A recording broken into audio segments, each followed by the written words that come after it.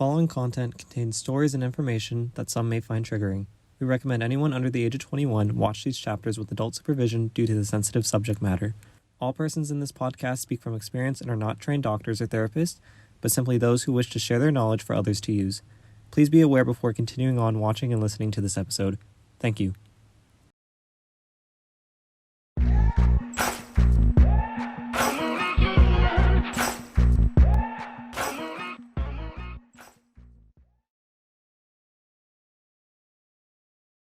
So we'll welcome back to Brenda Easter. This is chapter 2. We're starting the topic on addiction and the coping skills that her son, Zach, was using to try to self-medicate and through the doctors. And again, I know a little bit of the story, but I like to hear it out of Brenda's mouth and her thoughts because I had a similar situation of, not wanting growing up, with a very strict athletic coach father where there wasn't even wine in the house or anything, no pills, I never had a cigarette in my life. And I became addicted and dependent on opiates. And I used that as a crutch and then other medications because I said, all right, if this is what I have, CTE, why should I suffer? And I felt sorry for myself, but I knew that if I stayed on this course and no matter it made me feel better, then I wouldn't be able to articulate and put my thoughts together because those are the side effects of having those medications. So I decided to take one on the chin again and come off it. And not that I judge anybody that self-medicates, but Brenda, you could I guess, share on what started him to self-medicate. I can imagine he was reaching it for anything. He would have drank gasoline if they would have relieved his symptoms. So I do not judge, and I try to push that through with anybody that's going through addiction problems, especially when you see somebody that did it. And I don't know if the situation, there's a difference between if I see somebody that's self-medicating in a party place or if he's isolating and he's self-medicating, because I don't think I work with a great psychologist and they never brought that to my attention. And now that I'm journaling and writing my life memoirs, that's almost a little bit of a pat on the back that I give myself. I don't know if it's an excuse, but it gives off a little bit of guilt. Then when I talk to my father, is like he looks at it as the biggest sin that I could be doing. It's so selfish of being an addict, especially since I went through my whole life. So again, getting away from me, but just trying to do the analogy, talk about Zach and why they put him, because I was actually thinking about Adderall, asking my neurologist about Adderall because my memory and it goes so bad and I lose focus. And now that they prescribe an Adderall like Tic Tacs to all these kids and stuff, we have a psychologist and that's coming on next week, Dr. Kelly Everson, who's going to be we're going to touch on that base because since the brain's developing, they're putting these kids on medications and the side effects and chemicals are so messed up. And I'm not saying some of those medicines don't really help people save lives. There are people that need it, but sometimes it could do something worse. So why don't you explain what made did Zach let you know every step, because he was a grown man now, he didn't need to take mom and dad with him to the doctor? Did he go with you? Did he keep you in the light? Because a lot of my stuff was guilt, so I was afraid to let my parents know, and plus there's an age difference, but still Zach was a grown man at this time when he was at this end. So were you involved in every step? Was there any secrets or hidden? Well, as I found out in reading Zach's journals, he suffered a lot, through his adolescence, and was afraid to say anything because he didn't know what was going on. He knew he felt off. And then we kind of rolled into graduation of college or high school and went to college, decided he wanted to go to the military instead. And, it kind of rolled from there. The problem it was about, so he coped with all of those things on his own. Zach was always a health very health conscious, rarely drank when he was, in high school. He worked out all the time. He ate healthy diet. He hardly ate, bad food, but when he ate bad food, he had a real sweet tooth. So when he ate sweets, he ate all the sweets at one shot, and then he went back on his health diet. So I don't know if you know this. Do you know that and this, I don't know if the doctors ever told you, because sugar is one of the most addicting chemicals. It's right up next to cocaine. So if he was reaching, because that's my thing. So when I stopped the opiates and went through a detox and went through, I call it dancing with the devil, because I didn't go into a rehab. I just went cold turkey and felt sick as, I mean, I wouldn't wish that on my worst enemy, but if he was reaching for those, I think we switch our addiction to instead of reaching for a pill, we're reaching for a chocolate bar or the sweets, because it does have a dopamine, I believe, or a serotonin response to the body and sugar. So was he reaching it for that, or is he just like my grandmother loves chocolate?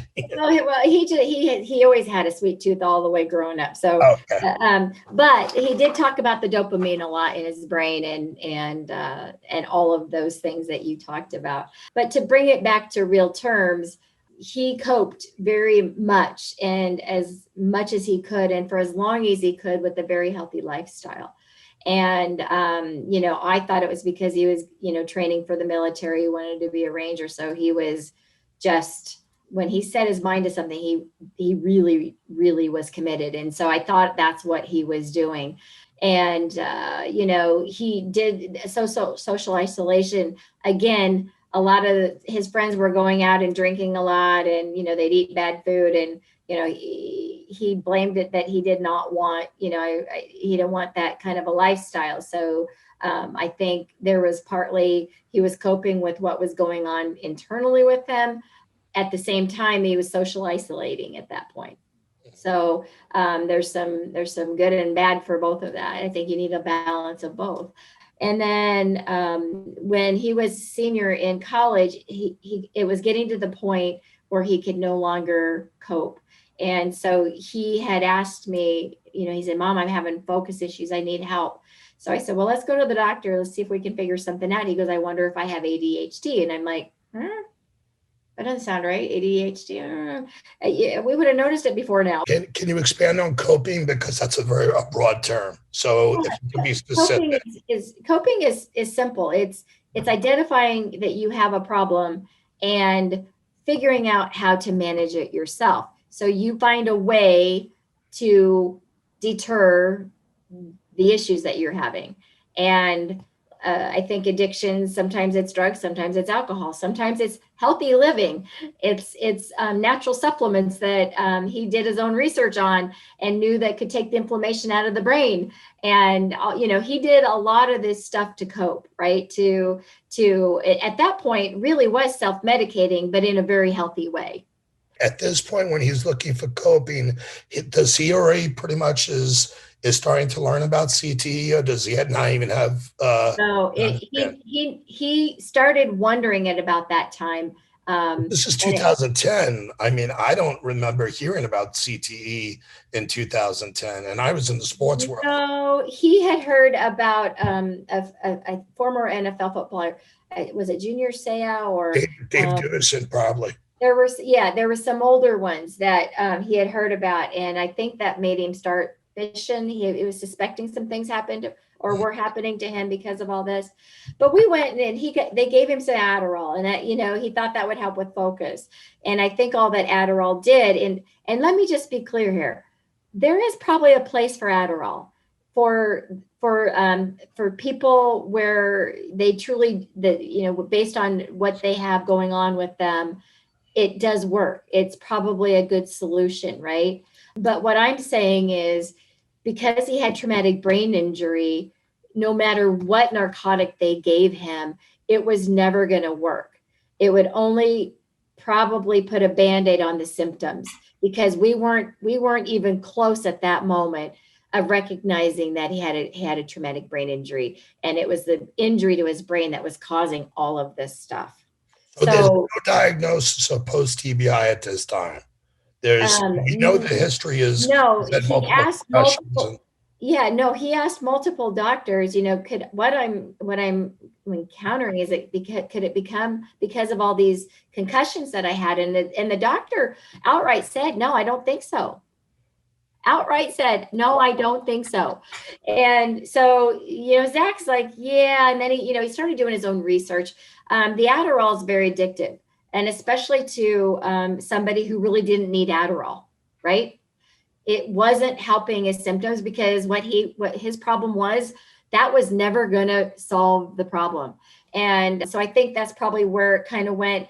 He realized Adderall wasn't the best for him. I think he started drinking, self-medicating with a lot of alcohol, didn't want to take the Adderall anymore. At this point, I think things were starting to spiral out of control a little bit.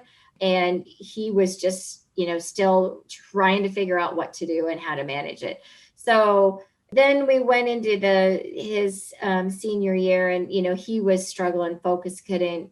He was really proud. At that point he had nearly a 4.0. It's like a 3.8 GPA. And you have to remember, schooling, grade point average was never important to Zach, because he really intended to be in the military. And so he just never really paid attention in high school what his GPA was. He was so proud that he finally was getting a good GPA in college, and actually enjoying it. And then it got to the point you could see things slipping. By the time he graduated May of his senior year, and his birthday is June 2nd, he sat us down. He called, and we were going to take him out for his birthday dinner.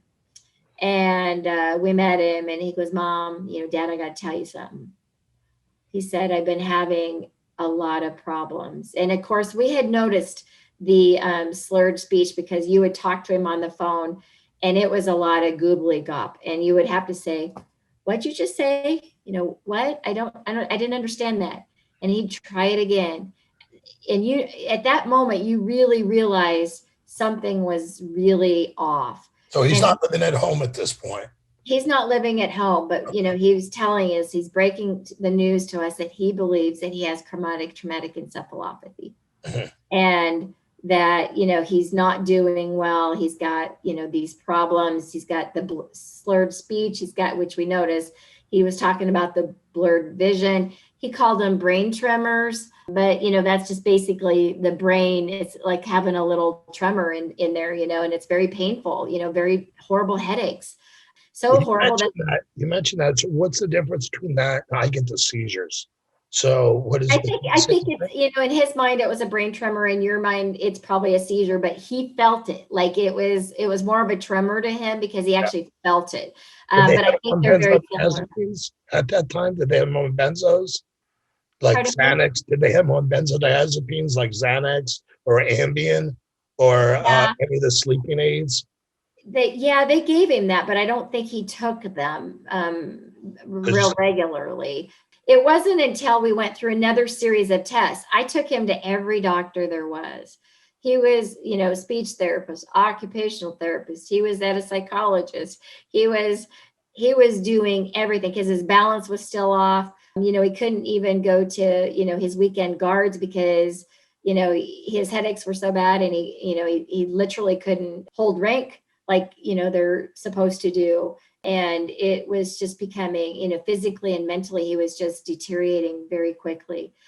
And it was at that point that we went to all these doctors, and you asked me, did he let me go? And the answer is yes. He knew something is wrong. And he was at this point like, oh my gosh, I need help, something, I can't manage this anymore. So he let me go to many of the doctor's appointments. And there were some that he didn't let me go to. And I can just remember one time, one doctor had told him, because I said, Zach, don't give up, just don't give up. And we'll find the right doctors. And he just said, Mom, I just was at such and such doctor. And he basically told me, based on what's going on with my brain, I'd either be in prison, homeless, penniless, or in a mental institute, probably before the age of 30. And you have to realize, this is a 24-year-old who had high aspirations of life. And it just took him back. And from there, he wasn't able to work because he couldn't speak sentences that made sense, nor, had good vision, nor did he have great balance. And his memory was slipping real bad at that time again, couldn't remember a thing. I remember him coming home, making some scrambled eggs one time, and he left the burner on and left the house. So, things like that were starting to occur more and more. And he still wasn't living at home at that point. But, that whole summer, I was very concerned. I'd check on him all the time. He'd be sleeping, he'd be doing this, he'd be going to doctor's appointments. At this point, he was really trying to find a solution that would work. And at that point, he was starting to drink just a ton. And I think it was between then and that summer, he probably blew about $10,000 on nothing, like nothing. I don't want to, I want to stay on Zach's story, but also too important part of this podcast is how you and your family are dealing with this too. So I'm jumping back to Zach. We're going to pivot back and forth, but this you're going through. And since I'm older, I'm trying to keep a lot of this pain away from my family because they can't help me. And what you just shared with me just got me a little bit worked up, but is when he feels like that. I mean, this is your baby, I know he's a grown man and for your husband and feel so helpless. Is there anything that you're doing for self-care for yourself through this process? Oh, let me tell you, any mother out there, we're fierce. And the last thing, and dads too. I know you. Yeah, and dads too. But in my case, I wasn't about to accept the diagnoses, and it was one doctor that said, "I think he's got the symptoms of chronic traumatic encephalopathy." And I remember just looking at Zach in the doctor's office, saying, "What? I'll tell you, Mom. I'll tell you later." And I just wouldn't accept it. And I sat up nights, all night researching, trying to find another doctor, another center, anything I could to try to help my son. I'd stay up, I'd make calls at, midnight, 1 o'clock, trying, different time zones, different places around the world to see if I could figure out how to help him. And I had found actually a facility in California that dealt with soldiers who had PTSD. So that was a traumatic brain injury. And at this point, I'm realizing, on a concussion, this is a traumatic brain injury that's causing all of this problem.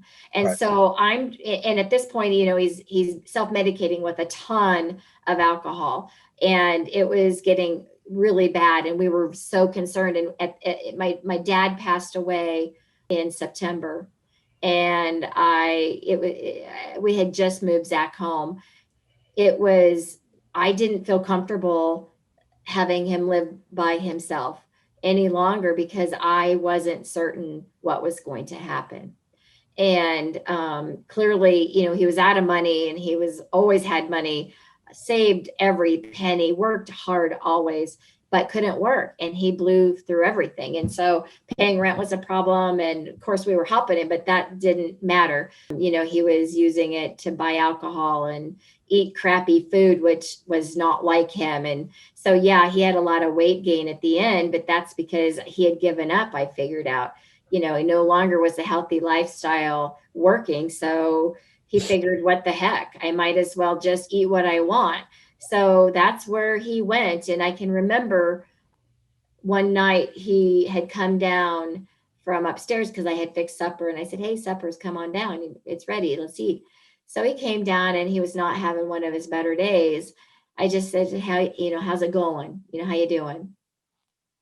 And he was real quiet. And I said, well, I've been doing some research, looking for different opportunities of, programs that we could get you in. And he just stopped and he looked at me and he just said, "Mom, there's no hope for me. I want my brain donated to science so I can help other people." And I just remember looking back at him, just shocked. And I said, "Zach, please don't give up hope. we will find an answer for you. Yeah. And it was probably, I'm going to say, maybe 3 weeks after that, it was getting real bad. We took his car keys because we found, we determined that we thought he was driving drunk. And I couldn't stand the fact knowing that he got in a bad accident, but not only killing himself, but someone else. Yep. So, it got so bad that we took his car keys. And, he was, Now that's independence. You're taking away his independence. So yeah. And it's not that you're doing probably anything wrong. it probably wasn't the right thing to do, but it was the only thing I could do at that moment to try to keep him safe. And, so then, there was he had gotten his car back. We had to take it in to get it fixed. And he ended up having got his keys back. And there was a time where he took off on us and we couldn't find him. And his girlfriend was worried. We were all worried. And he had taken off on this adventure. He was going to Kansas City, but then I don't think he ever made it to Kansas City. I think he thought he was in Kansas City. He ended up being in Des Moines. Found a receipt in his car when he finally came home. He was drunk. He had actually went to Menards and purchased a rope. He was going to hang himself. So that's, again, very scary for any parent. And I'm scrambling. I am scrambling. I had now found a facility that would accept Zach. They actually took insurance, which was great. And I am now trying to talk him into treatment. And he just kept telling me, Mom, there's no treatment. There's no treatment or cure for me. I said, well, you know what, Zach, I had plan A and plan B. First plan was to get him cleaned up, because what's really sad about these facilities is that he had to be addicted to alcohol, right? For them to accept him into the program. And then once he got there, then they would, clean him up and then start working on the traumatic brain injury, like with the PSTD with the soldiers. So that's how that was. Were you looking into a dual diagnosis program? Is that what it was? No, it was literally a treatment program where they dealt with people who were dealing with alcoholism and other types of addictions. And they also were dealing with traumatic brain injury, soldiers coming back with traumatic brain injury or PTSD. And I thought, great, I've dialed this down. I know he's got a traumatic brain injury. At least this would be a program where we could start getting some therapy that would actually treat him for the traumatic brain injury and not just keep giving him more drugs. And so it was about Thanksgiving time now. And he had attempted to take his life. And it was really bad. He had a gun. We had a standoff with the local authorities, and my husband talked him off the ledge. We do have a book out. It's called Love, Zach. And you can hear more about that traumatic incident for our family. And actually, it's not because I wanted to put in all your information, I guess, at one spot. But since you just brought it up real quick, tell people about where they could purchase that book. Where can they get that? So you can get Love, Zach. You can go to our website, www.ctehope.com. And you'll see a book you'll see the image to buy the book.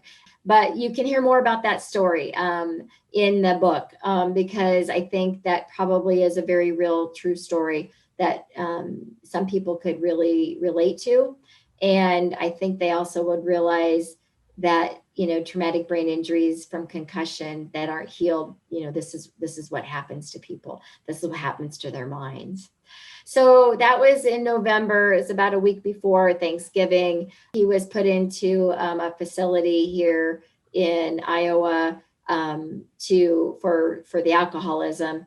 Again, nobody was touching CTE at this point, but they basically cleaned him up, and then I brought him home, and he was supposed to go back through counseling to get some assistance. It was unfortunately outpatient. He really needed inpatient.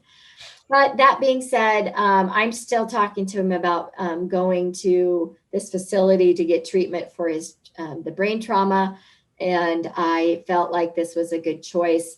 Allie, his girlfriend, was talking to him. I had actually asked her to help me, and he wouldn't go before Christmas. I said, okay. So the day after Christmas, I had him scheduled to go to California, and we were going to go through this program. What worried me, however, is at least when he was in Iowa, I could watch after him. And in California, it was an in-treatment program. I couldn't be there. But the way the laws are, it's an in-treatment program until they check themselves out.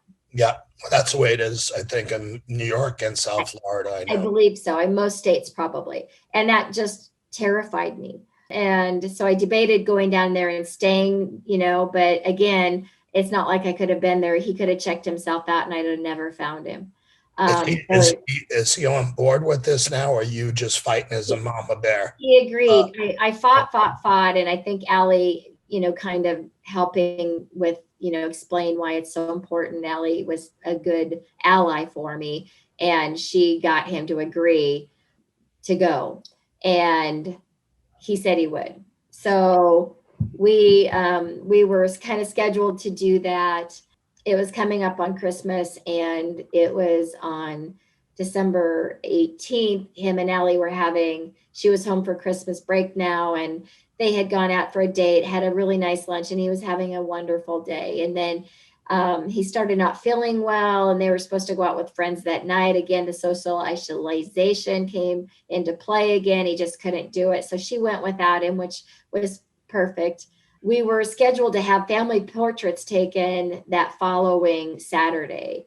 And my husband, because we were so worried about him, started sleeping out in our front room where the doors were so that we could watch him and, make sure he wasn't leaving and, taking his car and leaving without us knowing at this point, because we were scared now. And I was down with bronchitis, really sick, and I'm usually a light sleeper, but I was out cold. Miles was sleeping, and he had snuck down. He left a letter, and he sent Allie a text, and she was out with friends, and she was so worried he wasn't responding that she called my son, Miles, the second, and he called home. And it was about 12:20 or 12:15. And I answered the phone, and he goes, Mom, is Zach upstairs? Is Zach upstairs? I said, I don't know. Let me go check. And so I go running upstairs, and he's not. And I said, no, he's not. Mom, something bad's going to happen. He texted Allie. It doesn't sound good. We need to find him. And so Miles and I knew exactly where to go. And it would have been the same place where he made his first attempt that was unsuccessful. And it's probably 12:30, 12:40 by now. And we drive out to that location, and we get to the gate of the park, and there's a patrolman sitting there. And they just said, I'm sorry. He's gone.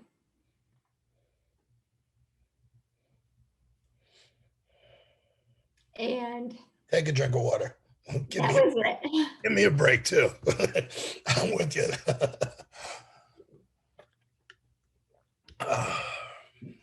So what I would tell parents today is simply this. It's important for kids to play the sports that they love. And Zach would have never wanted that to change. But if you let your children play those sports, you need to watch them diligently. You need to watch for signs and symptoms changes in their moods, changes in their behavior. Social isolation is a huge one. Making sure that they are reacting or acting like a normal 16-year-old or an 18-year-old or whatever age group they are in, because there are signs there that are easily missed because there's other social issues going on. When Zach started isolating, not going out with friends, I thought it was because, healthy lifestyle. I don't want to go out and get drunk and eat crappy food. I want to be healthy, so I'm just not going to go hang out with them tonight. And that's reasonable, but probably not so much at his age when you think about it. But I also was thinking about his long-term goal of being in the military and special forces. He would have needed to be in very good shape. So there are signs and symptoms. And I think the other thing that we've learned, and I think parents have the data now. I did not have the data, did not have this information, but we know today that if a individual plays collision sports, and that can be wrestling, that can be soccer, that can be football, that can be rugby, and they not only can get a concussion, but multiple subconcussive hits after that, it's really important that they give their brains time. And I think that's the hardest thing for both parents and the athlete or the individual, is taking the time to heal the brain. I'm going back to that broken arm, and in the cast, they have you in that cast for 6 weeks, likely. All right. Don't think for 1 minute that if it takes 6 weeks for a broken bone to heal, that it's not going to take potentially 6 weeks to heal a brain. Mhm. That's got a lot of inflammation. The age factor we talked about as the brain maturing at age 25. If you give me a little baby's arm, I can break it easier. If the brain, if Yeah. my arm, it's not going to break as easy. So if you Yeah. use that analogy of a cast, what's stronger, we got to let everything develop before we get into and know what the risks are, and really Right. make people aware. And Right. that's what But we should. also, I think the other thing about it is it's putting your son or daughter, your nephew, your niece, you're putting their future first. Because as much as we all love our sport, very few go on to play college football, and even fewer go on to play professional sports. Right. And so pushing your son or daughter back into something before they're ready, or allowing them, because they're fighting you tooth and comb, to get back into the action and to play before it's really properly time, is what's the problem. That's what's causing the problem. It's not that they're playing the sport. It's because you're not taking enough time to heal. When you have the broken arm, or when you have a banged up brain that's full of inflammation, the only thing that heals inflammation is time and rest. And sometimes that means, depending upon the severity of that concussion, that means they don't go to school for a while. That means they don't play their sports. They don't go to school. They're not able to use cell phones. That means they're not able to use computers. Because why? Their brain is on overload. It is so inflamed. It's got so much going on, and it doesn't know how to react to all of that. So the severest of the severe can take time. And I think people just have to realize that their futures are more important than that sport, and the time that they would have to sit out. And if they lose their starting position, so what? Well, as a performance coach, and obviously before I had this diagnosis, my first care was always about the athlete, and especially children. I worked with pro athletes, but I don't have any children of my own. But everybody asked me, I said, Paolo, why don't you have children? I said, I got 1,000 of them. I just don't have to pay for their college, So, and I could send them when they're bad. I send them home to you. So trying to lighten up the mood a little bit. Yeah.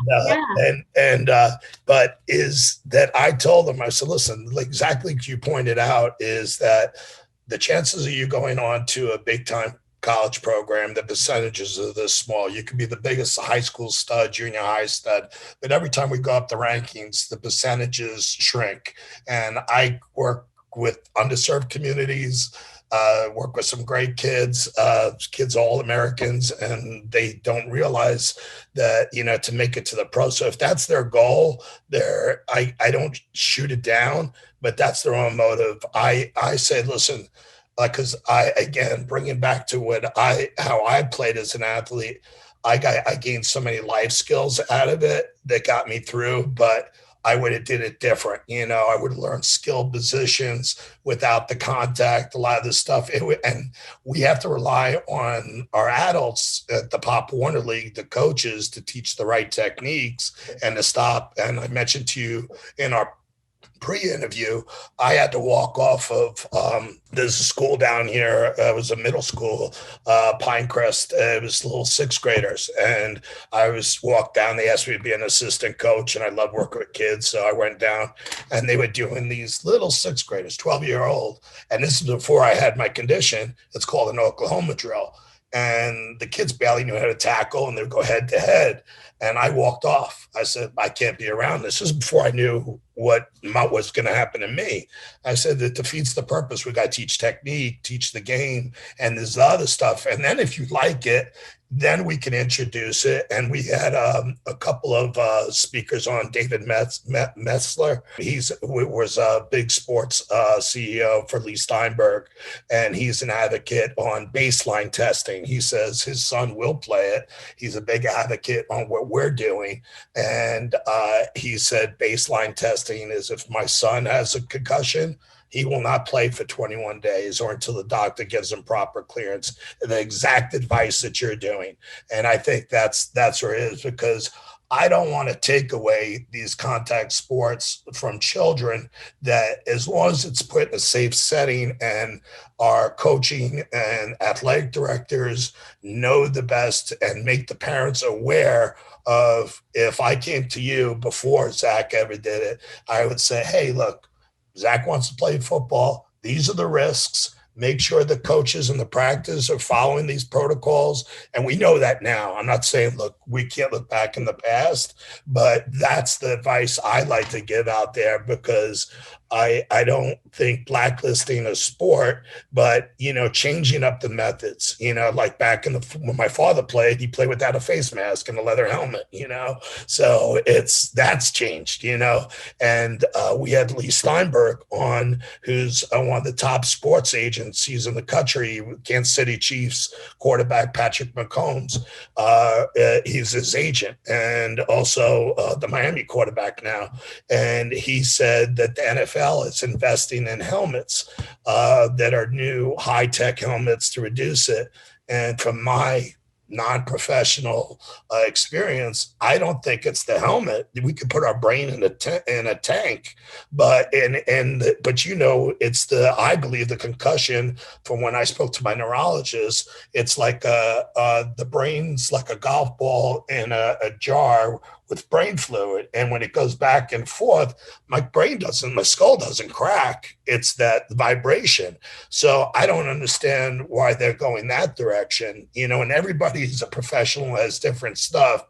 And maybe looking at it positive is that the more information people get out there, then we have collaborative people and people that are advocating like us that could, maybe me and you are not professionals, but we have experience because we lived through this, you as a mother and me talking to you right now. That's one of my fears, is because I know I'll have an exit strategy one day, like Zach, if there's not done, and I'm not embarrassed to say it. I'm trying to hold on because I think a lot of people count on it and need a voice. Someone's going through it, and I'm able to tough it out a little bit.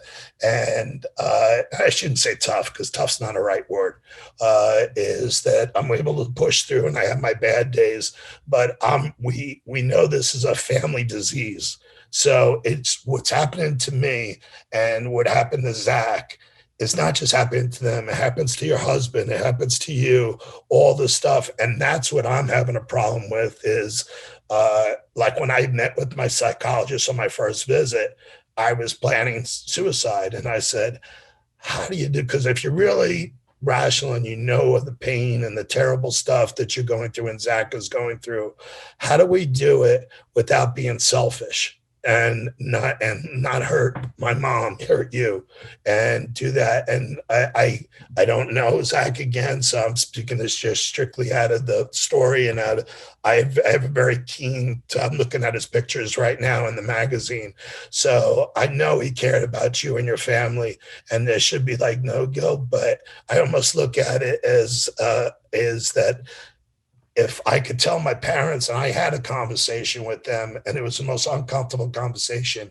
I wasn't on any medication. I was articulate, and I said, there's nothing, it's maybe he put in his memoirs or he articulated to you is that it's just let me go at one point. It's like, it's so maddening. Don't feel guilty. Don't do this. And I guess a parent can't ever separate. They'll fight to the death, but we need to, like, and I use the analogy is, and it's people, I had one woman actually get in my face upset because it was a bad analogy, that I love my dog, and my dog had heart cancer, and I love my dog like a child. And I knew he was in such a bad place. He had to be put down, and people like suicide is the worst thing. And I'm not pro for it. I'm not con against it. It's a situational based thing. And if someone is really suffering that bad, I mean, and there's nothing that could be done, how do we expect that person to keep on going even? And then there's no answer to this, is there? Well, I pray for you. I pray that You could we've got disagree with me completely. Yeah, no, I think that there are scientists out there that are, we're working hard to try to find, treatment protocols and ways to provide a better quality of life for those that we know that are suffering like you.